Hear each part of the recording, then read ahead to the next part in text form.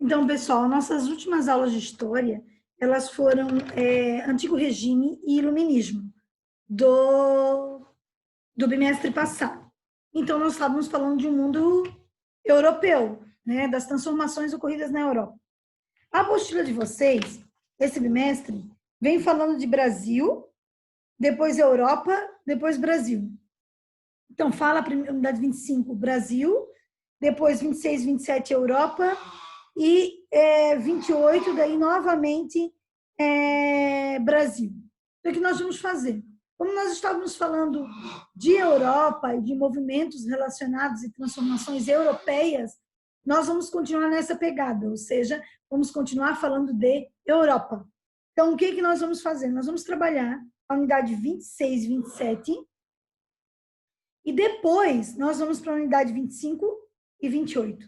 Ou seja, a gente vai continuar falando de Europa e depois nós vamos falar, então, de Brasil, certo? Para ter uma continuidade, para ter uma linha aí de pensamento, para não ficar tão fragmentado. Estávamos na Europa, vamos para o Brasil, vamos para a Europa. Então, para não fragmentar, vamos falar de algumas transformações ocorridas, então, na Europa. Vamos dar continuidade a essas transformações europeias. Então, hoje a gente vai começar a falar sobre Revolução Industrial. Galera, foco, presta atenção, hashtag, fica a dica. Revolução Industrial e Revolução Francesa são as revoluções europeias, tá?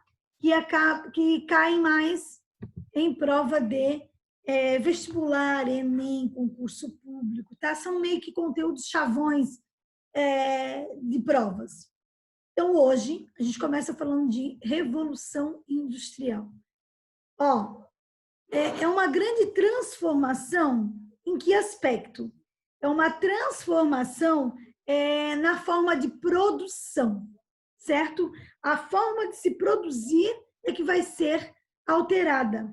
Na verdade, a forma de produzir e toda uma estrutura social, política e econômica. Quando falamos de revolução, quando usamos o conceito revolução, revolução significa uma grande transformação estrutural em um país ou em uma sociedade. Então, revolução pressupõe-se conceito de revolução, uma grande transformação estrutural da sociedade. Nós chamamos isso de revolução. Então, revolução industrial. A partir do momento que começa a se discutir novas formas de produção, muda-se uma estrutura social, política e econômica de uma sociedade. Ela começa na Inglaterra, por exemplo. Algo que é importante. Nós temos a Revolução Industrial da perspectiva histórica e temos a Revolução Industrial da perspectiva geográfica. Eu vou trabalhar com vocês a perspectiva histórica e a Prof. Carla a perspectiva geográfica. A geografia tem alguns entendimentos diferentes. Então, para a geografia, existem inúmeras revoluções industriais, quarta, né? E essa alternância é um pouco diferente.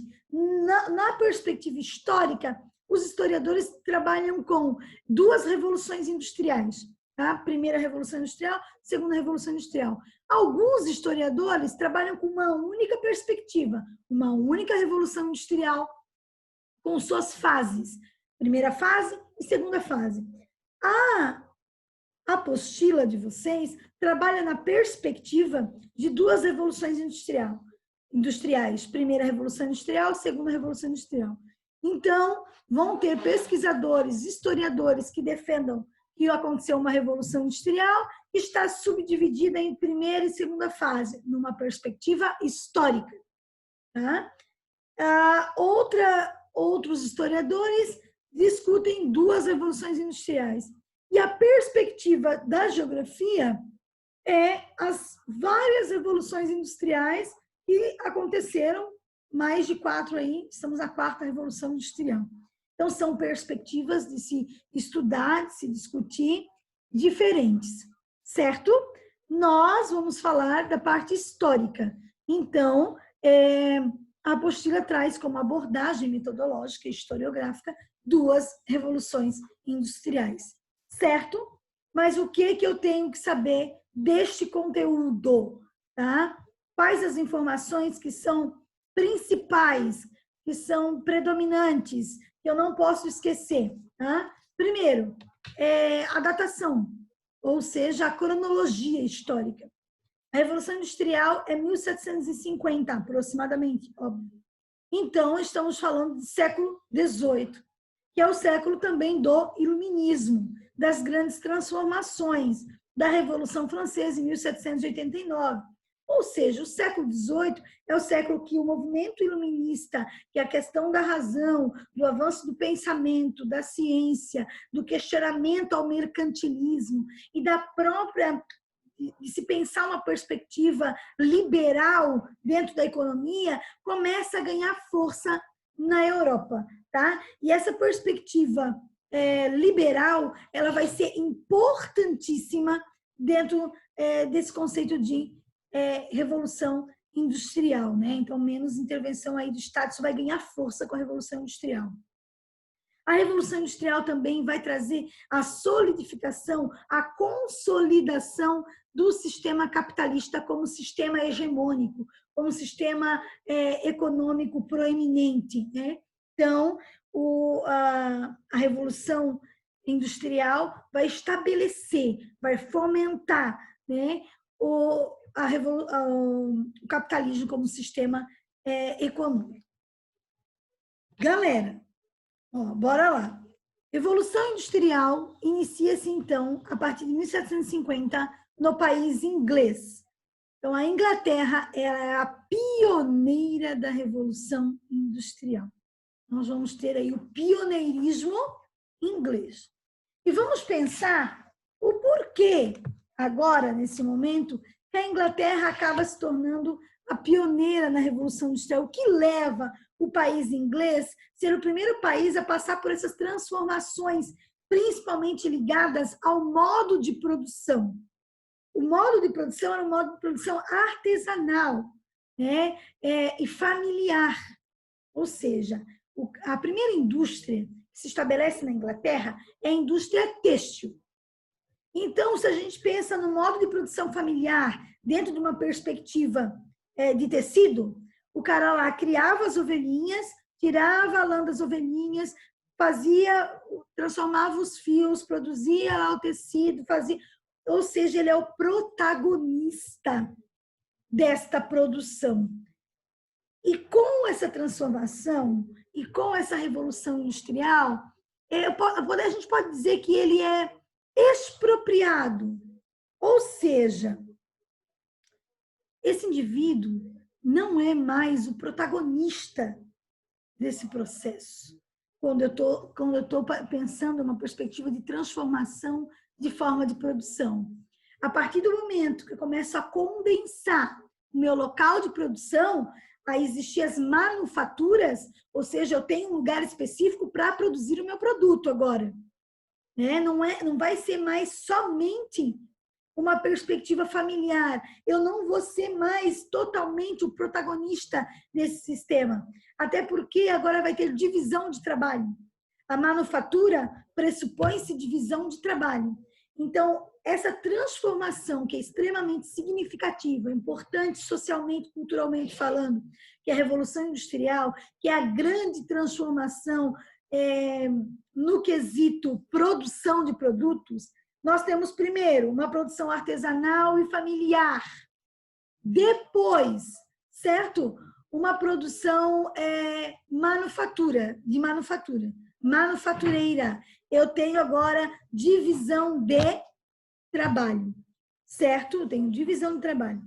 Essa divisão de trabalho nem sempre eu tenho máquina, certo? Eu tenho uma manufatura, eu tenho divisão de trabalho e eu não tenho mais o indivíduo total como protagonista, porque agora cada um cumpre uma função. E na manufatura eu tenho um local específico para produzir. Na primeira fase, na primeira perspectiva, ou seja, no produto artesanal, eu não tenho um espaço específico para a produção. Na manufatura eu já tenho isso. A partir da lógica que eu consigo perceber eu consigo produzir mais em menos tempo, e isso me gera lucro, que a divisão de trabalho também me gera lucro, o qual vai ser a perspectiva de pensar também? Produzir mais em menos tempo. A chegada das primeiras máquinas, que é a maquinofatura. Então, o produto começa a deixar de ser um produto artesanal para se tornar um produto industrializado. Então, não é mais um produto artesanal, vai se tornar um produto industrializado. Para que ele deixe de ser um produto artesanal para se tornar um produto industrializado, ele necessariamente vai passar pela fatura e de maquinofatura. O indivíduo não vai ser mais o protagonista essencial dessa produção. É como se esse indivíduo fosse expropriado.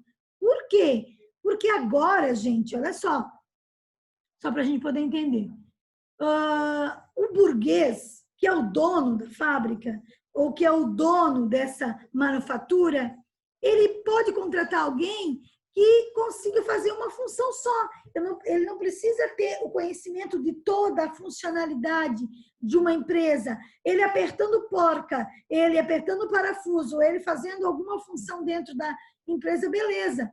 Então, essa questão de conhecimento começa a cair por terra também nessa perspectiva. E esse indivíduo ele é expropriado, ele perde a sua importância, porque agora qualquer outro pode fazer a sua função, porque começa a chegar a máquina que começa a substituir o trabalho do homem, né? Isso vai gerar inúmeros movimentos de trabalhadores. Então, os 1750, século XVIII, nós vamos ter inúmeros movimentos de trabalhadores. Essa legislação só vai mudar em meados do século XIX. Então, vai passar quase um século de luta de movimentos de trabalhadores que reivindicam melhores condições de trabalho, porque as condições vão ser extremamente precárias. A ideia é produzir mais em menos tempo. Essa é a perspectiva da Revolução Industrial. Pessoal, até aqui entenderam? Meu povo? Sim, prof. Alguma pergunta? Tudo tranquilo. Não? Tranquilo? Podemos continuar? Sim. Então, bem. Olha só. Vamos lá, então, para o pioneirismo inglês. Por que a Inglaterra ela é pioneira? É a primeira a passar. Alguém tem uma sugestão? A Inglaterra torna-se a pioneira no quesito industrialização? Porque, eu não sei porque ela queria se tornar independente.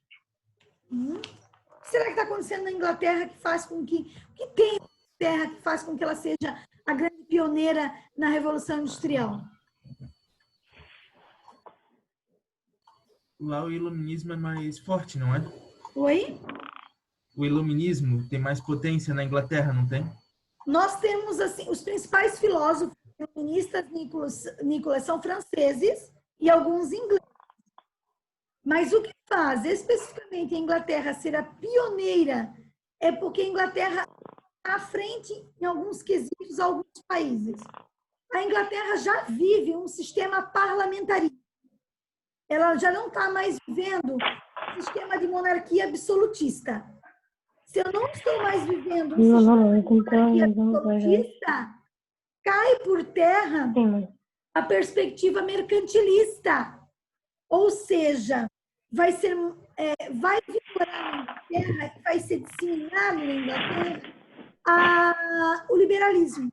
Tá? Então, um dos fatores é que a Inglaterra é uma monarquia absolutista. Ela já era uma monarquia parlamentarista.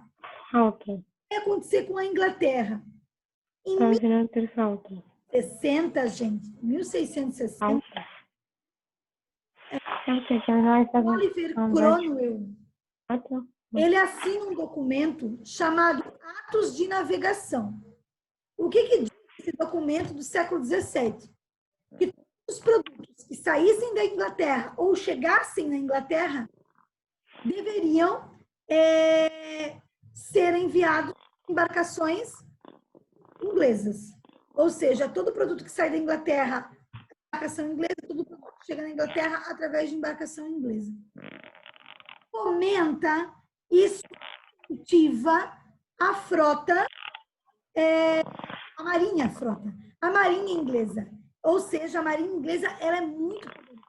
Uma coisa que é importante a gente falar também é que no século XVIII, por exemplo, a forma de escoar produtos é da navegação, ou seja, das certo? E a Inglaterra ela é uma ilha, isso facilita escoar produtos. Tem vários rios, então você não tem no 18 ferrovia, e a ideia de deslocamento de produto ele vai surgir com o passar do tempo. Essa ideia de se criar ferrovias, de se interligar as cidades inglesas ou o país inglês com outros países, né? Ter conectividade, ela vai surgir a partir da Revolução Industrial. Ou seja, a Revolução Industrial surge efetivamente, qual é a maior forma de se escoar produtos? Através das embarcações. E isso a Inglaterra faz com primazia. A Inglaterra tem uma grande frota, uma grande marinha, uma força marinha muito grande. E aí ela tem os produtos. Então, segundo fator, o primeiro fator que faz com que a Inglaterra pioneira nas navegações, gente, que a Inglaterra era um país que não era mais monarquia absolutista e era um país em que vigorava o parlamentarismo. Segundo fator, tá? A criação de uma marinha, e a marinha dela era muito forte, capaz, na verdade, de transportar inúmeras matérias-primas, né? Uma grande quantidade de matérias-primas. Outra coisa que é importante, outro fator importante para que a Inglaterra seja a pioneira nas navegações. A burguesia, certo? O crescimento da burguesia. E eu estou assim rindo, gente, porque meu marido está aqui fazendo palhaçada enquanto eu estou... Só para ter uma base como trabalhar questões para mim, e aí eu não consigo me concentrar na minha linha de raciocínio. Mas eu volto. Olha só. Então, voltando, a Inglaterra tem uma burguesia muito forte, tá? A burguesia é a classe social mais importante desse cenário. Vai lembrar lá da formação da e do crescimento dela. Por quê? Ela é uma classe social que vive o comércio, tá? Da venda de produtos. Então, é fundamental acontecer mas depois eu vou fechar. Não tem problema, tá? Exportando. Depois eu fecho. Oi, Lô. Fecha o teu áudio, meu amor. A prof está explicando. Olha só. Gente, então eu tenho ali o fortalecimento da burguesia. Algo que é muito importante nesse período também é uma lei chamada cercamento de terras. Essa lei é uma privatização do que era público de terras, enfim. Esse cercamento de terras fortaleceu a expulsão dos camponeses, ou seja, cercou-se as terras com um objetivo muito claro, que era a criação de ovelhas, né? Porque era a primeira indústria que se estabelece dentro da Inglaterra é a indústria têxtil. Então, a produção agrícola, que é a policultura, ela começa a não ser tão valorizada, cercam-se as terras para se criar ovelhas. Esse homem do campo, ele é expulso, e aí ele vai para a cidade. Na cidade, ele vai servir como mão de obra, certo? Ele vai se tornar um operário. Mas essa mão de obra, a maior parte desses camponeses que vão para a cidade, uma parte deles não consegue emprego, uma boa parte não tem escolaridade, certo? Então, é uma característica muito presente desse período também, tá? A lei de cercamento de terras inglesa, né? que faz com que haja um crescimento das cidades e uma transformação no campo, porque eles começam a ter também a ideia, não é mais a policultura, não é mais uma agricultura familiar, mas sim produzir numa escala maior, também no campo. Então, olha só, voltando lá para o pioneirismo inglês, monarquia parlamentarista, fomento do liberalismo, fortalecimento da burguesia, certo? Lei de cercamento de terras. Essa lei é extremamente importante. Cerca as terras, privatiza as terras. Esse homem, nós vamos ter o que a gente chama de êxodo rural, a saída do homem do campo para a cidade. Outra coisa, como eu tenho um fortalecimento da burguesia, vai começar a acontecer na Inglaterra acúmulo de capital. Então, a burguesia é forte, a burguesia faz comércio, e é bem interessante, porque na Inglaterra nós vamos ter 2 tipos de burguesia. A burguesia chamada a burguesia mercantil, que é a burguesia ligada ao espaço urbano, e a chamada gentry. Quem são os gentry? É a burguesia ligada, que tem uma ligação com o campo. Por que uma ligação com o campo? Porque no campo eu vou ter agora esse êxodo rural, eu vou ter a lei de cercamento de terras, a privatização, a criação aí de ovelhas em uma escala maior, certo? E vou privatizar tudo e vou produzir mais. Essa é a perspectiva da lei de terras. E automaticamente, se eu produzo mais, eu tenho acúmulo de capital. É só a gente pensar na China, tá? A China é um país extremamente desigual, sim, mas tem uma parcela específica da China que cresce absurdamente, que tem muito acúmulo de capital, né? Que comprou 8 andares lá do novo World Trade Center, ou seja, que comprou toda a frota daqueles táxis tradicionais da Inglaterra. Então, quem vai passear na Inglaterra e vai andar de táxi inglês, uma parcela do teu dinheiro está lá na China, o dinheiro das pessoas está na China, porque a China comprou. Mas ela é uma parcela específica. Da mesma forma, estamos falando dessa parcela específica da Revolução Industrial, ou seja, é uma parcela que vai ter esse lucro, que vai ter esse acúmulo de capital. Essa parcela é a parcela burguesa.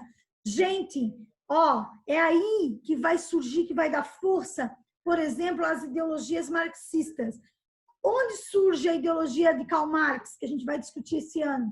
Onde surge o marxismo? Onde surge a perspectiva de se estudar uma sociedade através da luta de classes? De um lado o burguês, do outro lado o operário. O burguês é o cara que tem dinheiro, que tem a máquina, e o trabalhador não tem nada, o operário. Então, ele vende a sua força de trabalho. O Karl Marx estuda a sociedade burguesia versus operariado, ou burguesia versus proletariado.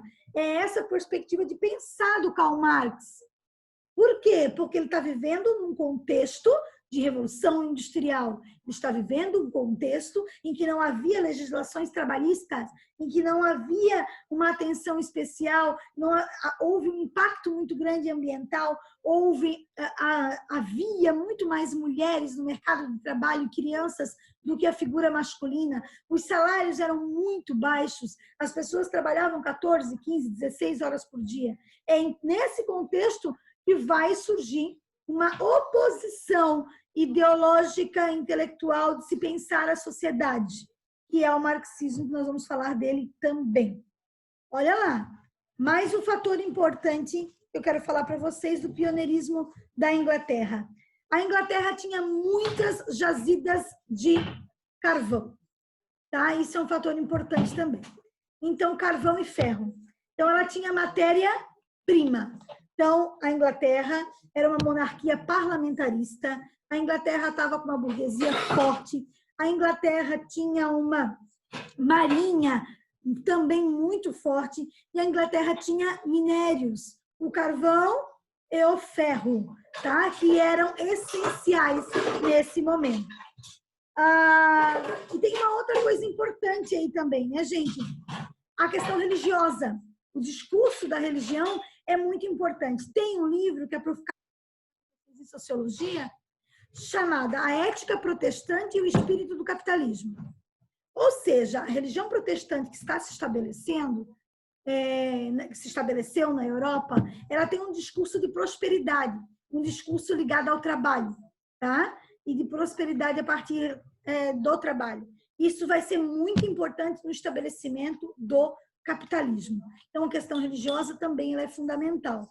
Mas, principais fatores do pioneirismo inglês, certo? Monarquia parlamentarista, marinha forte, burguesia forte, recursos minerais, carvão e ferro, lei de terras, e essa lei de terras faz com que haja o cercamento de terras, o êxodo rural, crescimento desordenado das cidades. Mas no campo também começa a perspectiva de se pensar em maior produção, em se privatizar essas terras, né? Então começa a se valorizar muito mais a produção industrial do que a ideia de produto artesanal ou da própria agricultura familiar.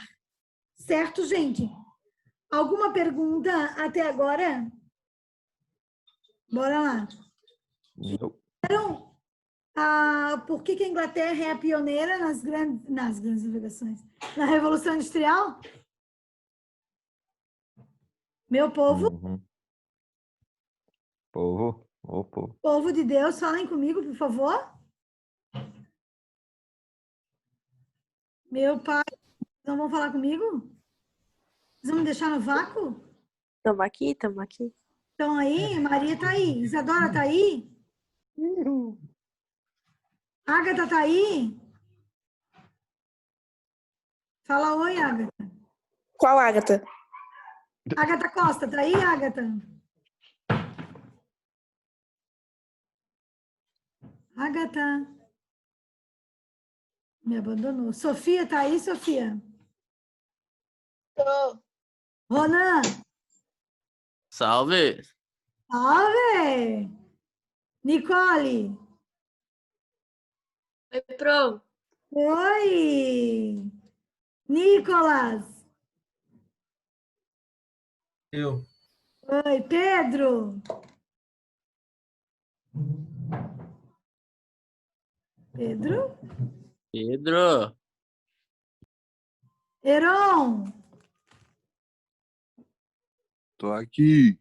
Aí, muito bem. João? João Pedro? Opa. Opa, João Ricardo? Oi. Oi, João Ricardo, coisa linda. Richard? Oi. Oi, Gabi?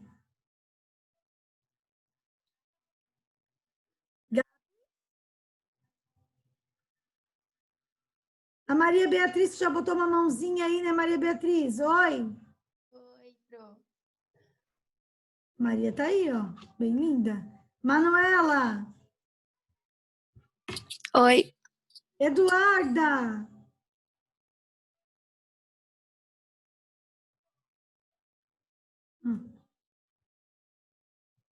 Cadê Eduarda? Só me dá um oi, Eduarda. Elô. Oi, Elô. Ah, Eduarda botou mãozinha, muito bem.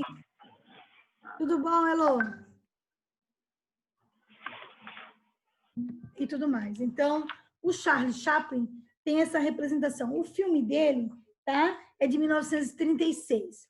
O filme retrata a crise estadunidense de 1929. Então, Tempos Modernos, de Charlie Chaplin, é uma grande produção cinematográfica extremamente premiada, tá? Que fazia uma crítica à crise estadunidense de 1929. Então, se ele faz uma crítica específica à crise estadunidense de 1929, tá?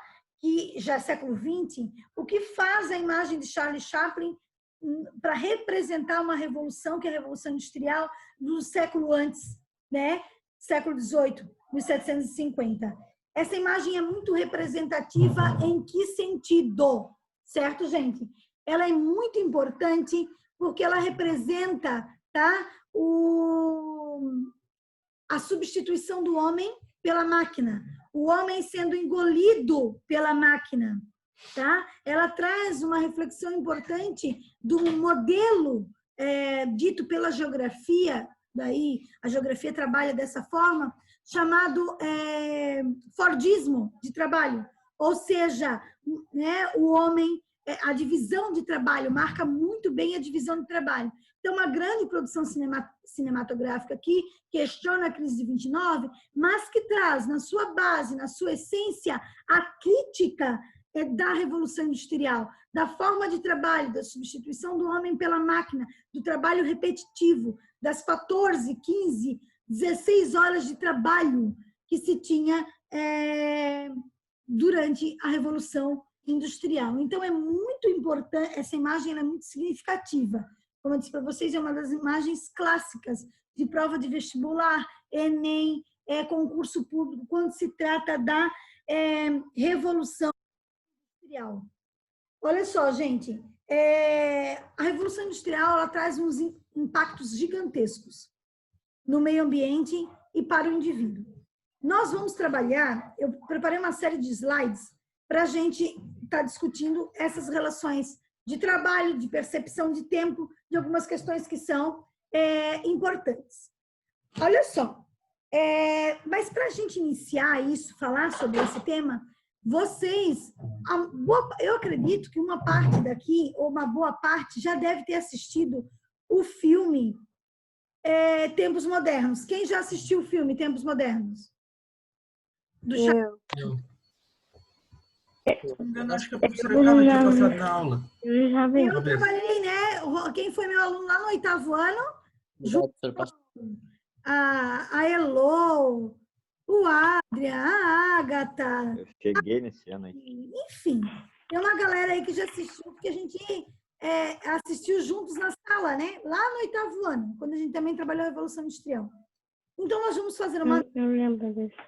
nós vamos fazer uma análise desse filme, certo? Claro que é uma análise diferente, porque a perspectiva de se pensar agora, no ensino médio, ela é diferente de uma perspectiva de se pensar lá no ano, como maturidade, como visão de mundo. Tudo amplia o leque de possibilidade e a nossa análise ela é muito maior, né? Então, é o seguinte, vou colocar o link do filme e vou colocar em PDF o que vocês deverão fazer, a atividade, tá? Que vocês deverão produzir. Vai vir uma série de questionamentos e análise de imagens, tá? Que vocês vão poder, que vocês vão responder e vão me enviar por e-mail, nada pelo WhatsApp, senão meu celular vai explodir. Então, vocês vão enviar por e-mail, certo? Essa análise. Então, vou mandar o link do filme, vou mandar para quem não assistiu, quer assistir novamente. É um filme de 1 hora, 1h20, então é um filme bem tranquilo de assistir para ter uma perspectiva aí diferente de análise. E as questões vou mandar em PDF para que vocês possam me responder e enviar por e-mail, tá? Na nossa próxima aula, eu vou trabalhar com slides daí para a gente estar discutindo essas fases da Revolução Industrial e alguns aspectos que são aí fundamentais. Só para finalizar, primeira fase da Revolução Industrial, ela é restrita na Inglaterra, certo?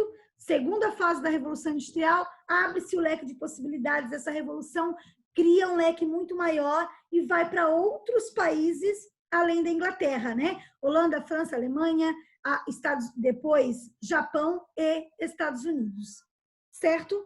Então, o grande símbolo da primeira fase da Revolução Industrial é a máquina a vapor. É ela que vai transformar e vai ser a grande simbologia da primeira fase ou da primeira Revolução Industrial. Certo, galera? Entenderam? E aí? Sim. Entenderam também o que é para fazer? Sim, senhora. Galera, O filme é aquele do...